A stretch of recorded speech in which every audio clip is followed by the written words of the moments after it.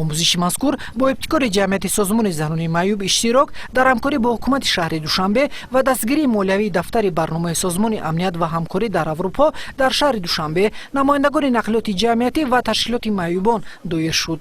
чорабинии мазкур бо мақсади баланд бардоштани иттилоотноки мардум оид ба шакли дуруст истифодабарии нақлиёти ҷамъиятӣ барои нафарони маъюбия дошта баргузор гардида дар он масъулин аз ташкилоти номбурда ширкат варзиданд.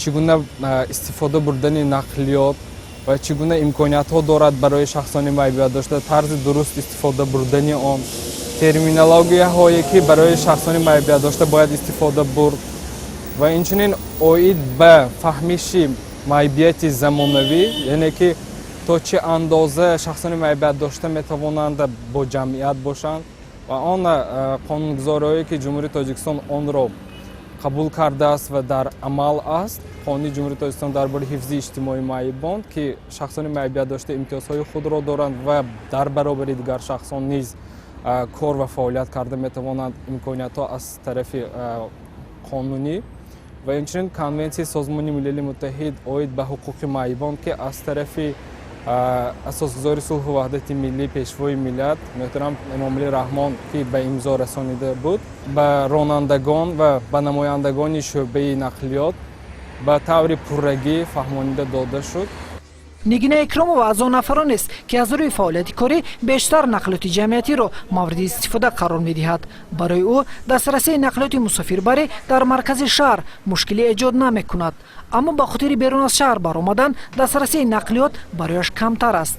пешниҳод мекардем ки бисёр дар дигар минтақаҳо ҳам ҳамин гуна автобусҳо бурда шавад. дар шаҳри Душанбе аллакай ҳаст. хай мо медонем ки бисёр пешравӣ нағз аст, бисёр дастрас аст, лекин дар ҳамин ноҳияҳо мо медонем ки дар тамоми ҷумҳурӣ ҳастанд шахсони маъюбия дошта ва ба онҳо ҳам каме кӯмаке шавад. вақте фаҳмидем ки дар вилояти Суғд ин гуна автобусҳоро масалан барон монданд, мо хеле хурсанд шудем ва мехостем ки дар дигар ноҳияҳо ҳам мешуданд ва ба ҳама дастрас мебуд. хеле хуб буд.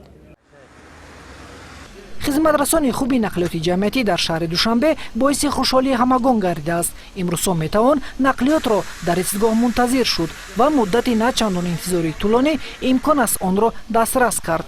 аммо мавзӯи дигаре ки нафарони маъюбия доштаро ба ташвиш овардааст, ин аз меъёр зиёд будани мусофирон дар нақлиёт ва хизматрасонии он мебошад. вақте ки ба шаҳр бурам ман хеле нағз мебинам. ман дӯст медорам ки аз ҳамин автобусҳо истифода барам. барои як шаҳри худамона як сайру гашт мекунем, як тамошо мекунем, форам аст даруни ҳамон автобус. лекин дар баъзе ҳолатҳо одамо хеле зиёд ҳастанд, мо дохили он гашта наметавонем.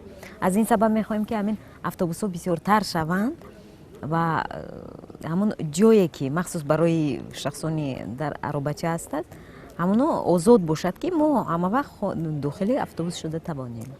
ёдрас мегардем ки ҷумҳурии Тоҷикистон аз моҳи марти соли ҷорӣ ба конвенсияи созмони милали муттаҳид оид ба ҳуқуқҳои маъюбон ҳамроҳ гардид. конвенсияи мазкур аз 50 модда иборат буда паҳлӯҳои гуногуни ҳаёти шахсони маъюбия доштаро дар бар мегирад. дастрасии нақлиёти ҷамъиятӣ барои нафарони маъюбия дошта яке аз бандҳои конвенсия дониста шуда, нақши он дар ҳаёти шахсони маъюбия дошта муҳим дониста мешавад.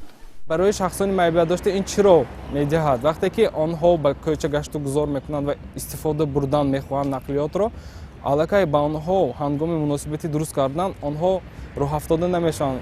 баръакс онҳо фаъол мегарданд дар ҷомеа ва онҳо худ мустақилона кор ва фаъолияти худро бурда метавонанд. коршиносони соҳа баргузории чунин чорабиниро зарурӣ арзёбӣ намуда доири гардидани онро дар пешбурди зиндагонии нафарони маъюбия дошта муҳим донистанд. интизор аст то таҷлили рӯзи байналмилалии маъюбон чандин чорабинии оммавии иттилоотӣ баргузор гардад.